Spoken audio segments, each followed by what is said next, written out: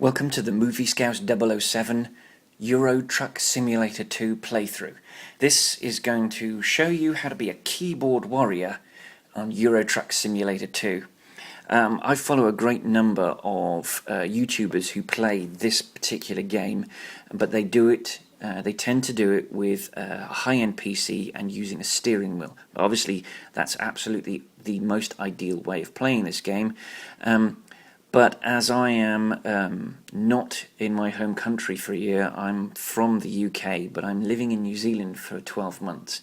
I don't have access to a high-end PC, and I couldn't bring my Logitech G27 with me from one side of the planet to the other. So I became aware of this game because of a fantastic website called tested.com. They test all sorts of technology, the likes of mobile phones and tablets, cameras. They do a fantastic series on 3D printers. They've got a 3D printer in the office, and then every Friday they print a new object. But every October they do a charity podcast for 24 hours. The two main chaps that run the website, Will Smith, not the movie star Will Smith, another Will Smith, but then given how common a name William and how common a surname Smith is, it shouldn't be a surprise to the planet that there are more than one William Smith in the world.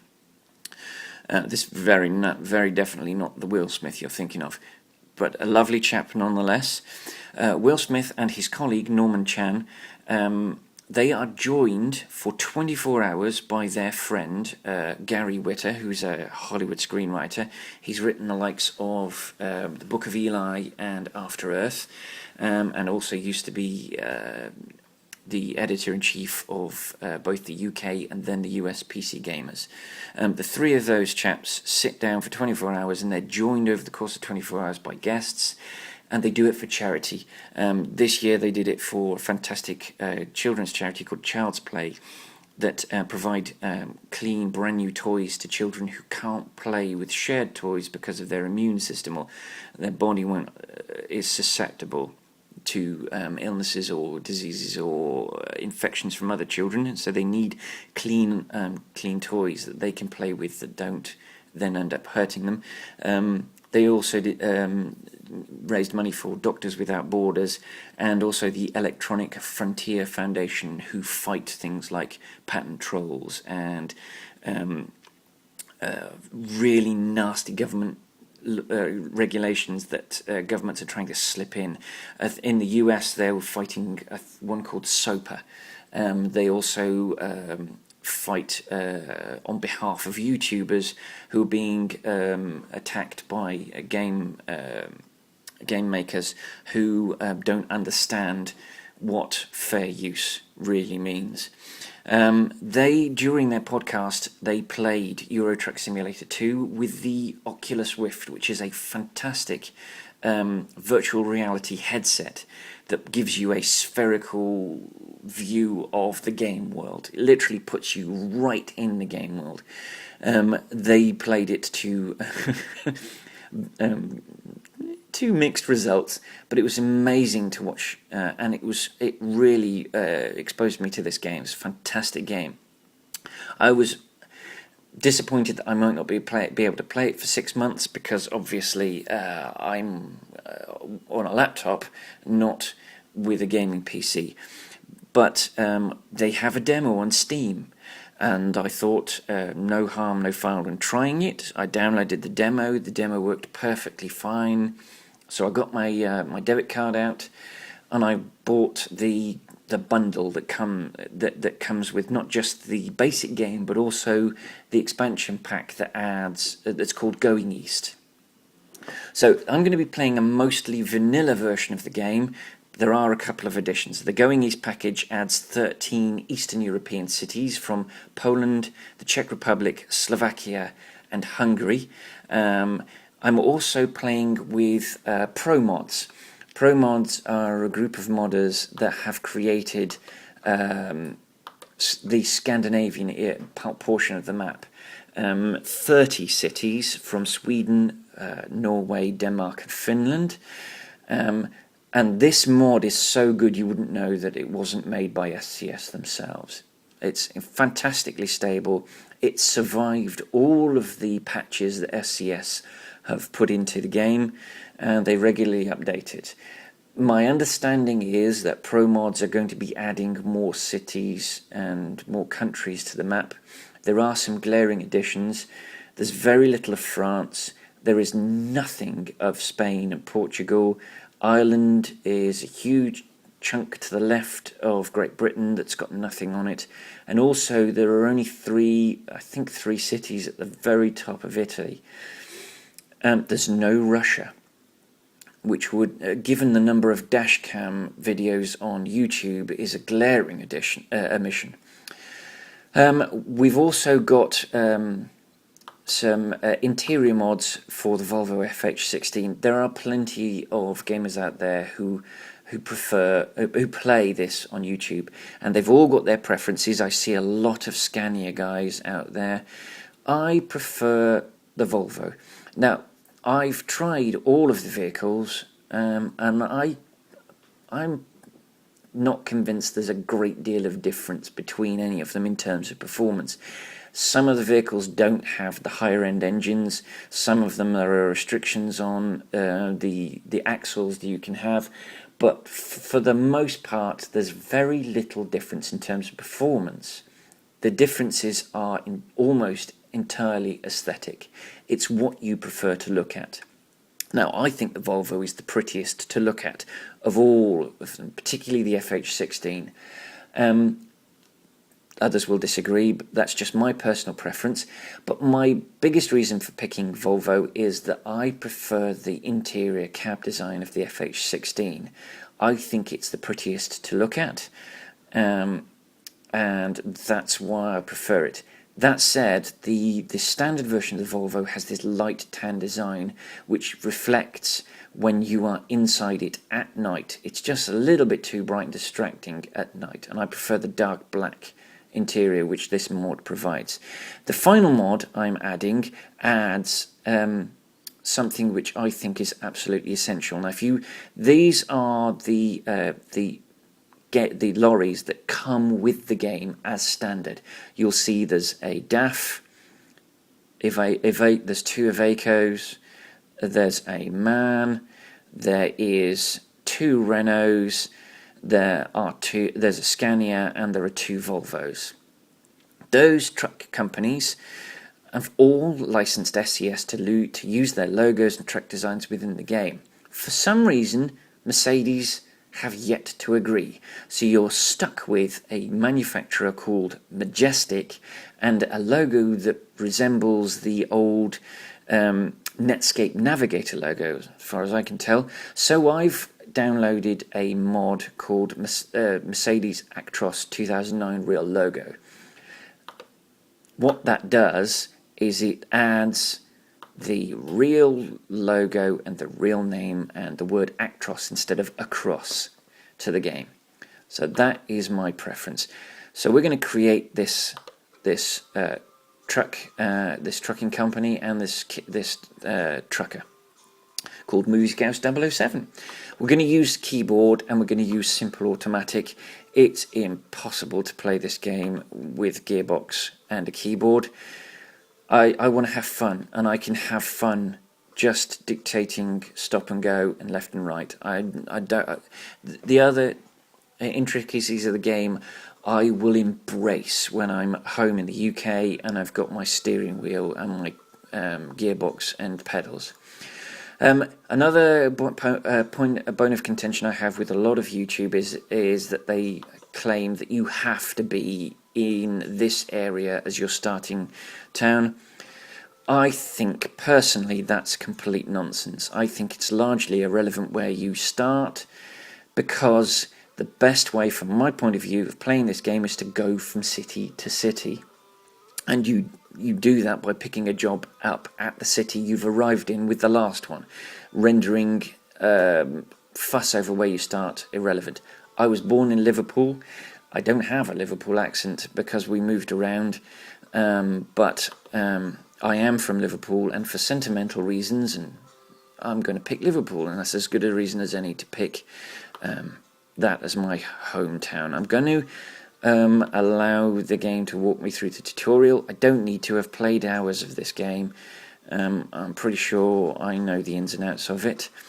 But this is SES's version of Liverpool. You can see the Radio City Tower. City FM had taken over this tower. It used to be a restaurant. It didn't have this little thing at the top. That is an antenna. City FM came in and they took it over. It doesn't revolve anymore. It's where their studios are. It's where their transmitter are. I think that's fantastic. It's rescued the building from being demolished. You can see the Liver building. It's not flanked by the Cunard building or the Port Authority building, but instead it's got a number of the more modern buildings that have been included. That have cropped up on the edge of the Mersey at the pierhead. Right, this is the lovely FH16. We're going to quickly walk through a couple of the dashboard intricacies. Let's turn the engine on with the E key. You can see the parking brake, which is activated by the spacebar, has an indicator there and an indicator on the button to tell you it's been activated. You can use the open square bracket to indicate left and the closed square bracket to indicate right, but I wouldn't recommend that unless you can do it without crashing. Lights are activated by the L key, that cycles through side lights. Main beam, and the K key activates the high beam, but it is the daytime and we don't need that. I'm going to walk through the function keys. F1 pauses the game. If for any reason you need to pause without losing anything, F1 is the key to press. F2 cycles through the mirror options. I prefer not to have to use the key. The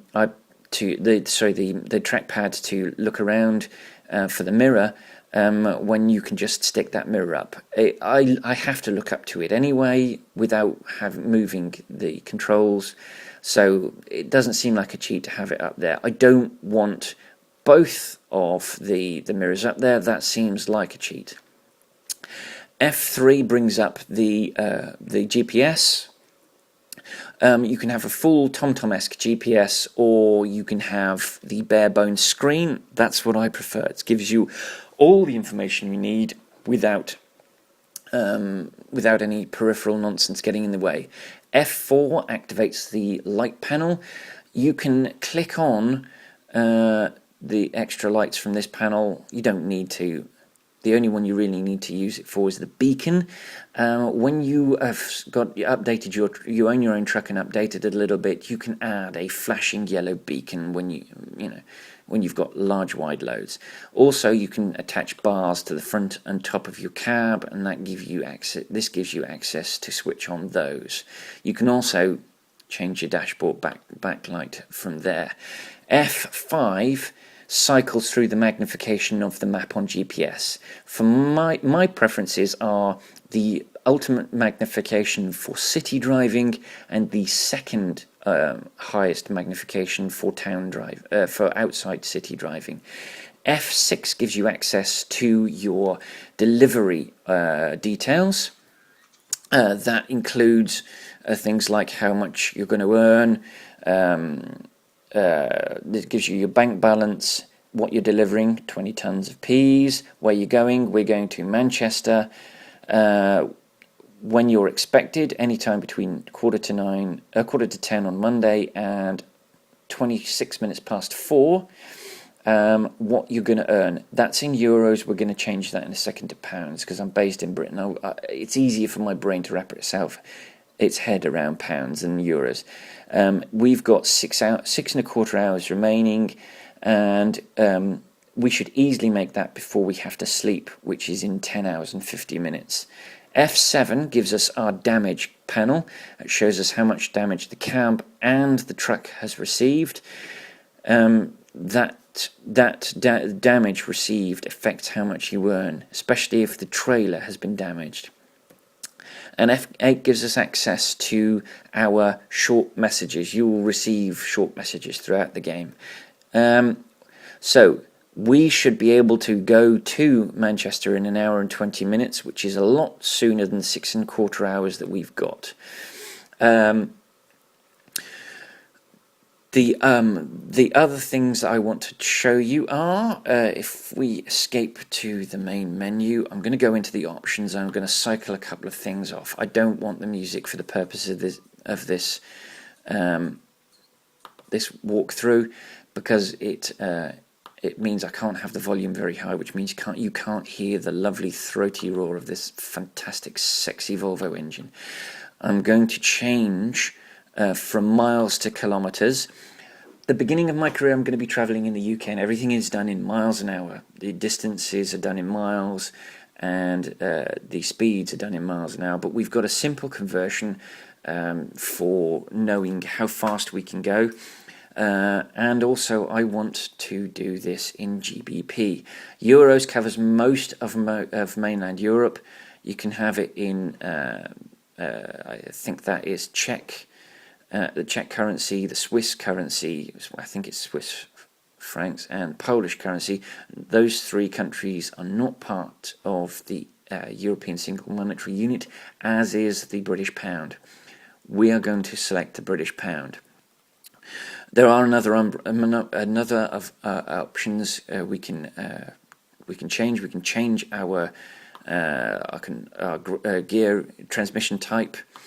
We can knock off the 24-hour clock, but I prefer to have that. It's easier to look and see 16:14 and know it's nearly 4:15. Fatigue simulator I'm going to leave on. Steering auto center, you absolutely really need to have that on if you're using a gamepad or a keyboard. Automatic retarder I'm going to leave off, as I also automatic exhaust brake. Engine and electricity start automatic, going to leave on. That means that when you press forward or backwards and the engine's off, it automatically turns it on. Truck speed limiter I'm leaving on. It just means that we don't get as many fines as we could. Air brake simulation and fuel consumption simulation I'm leaving off. Air brake simulation means that periodically you have to stop and wait for the air brakes to recharge with compressed air, and for the purposes of a walkthrough, that's no good. On my private profile, I've got it switched on because I'm not making a YouTube video and I don't want to waste time sitting waiting for air brakes to recharge during a video. Fuel consumption English second language. Fuel consumption simulation, that changes the profile of your driving. The more aggressive you are with your driving, the more fuel you consume. I don't want to bother with that. I've enough trouble with fuel consumption as it is. And then you can leave on online news and invert mouse. I'm going to raise the rain probability a little bit, not too much. I don't want it to be raining all the time. You can see it's easy to up the graphics through these settings, but because we're playing on a low-end laptop, I want the game to set those controls for me as low as possible. Okay, that's the controls briefly. We are in our next video. We're going to start the engine. We're going to do a bit of driving. We're going to go to our first destination, and then we are going to attempt to park. It's the only part of the game that I can truly say I am pretty average at, bordering on rubbish. I've played hours of this game and I still have issues sometimes with parking. It does depend on the destination. There are 4 types of yard that you go into, and I have real problems with a couple of them. But until then, all I can say is see you on the road.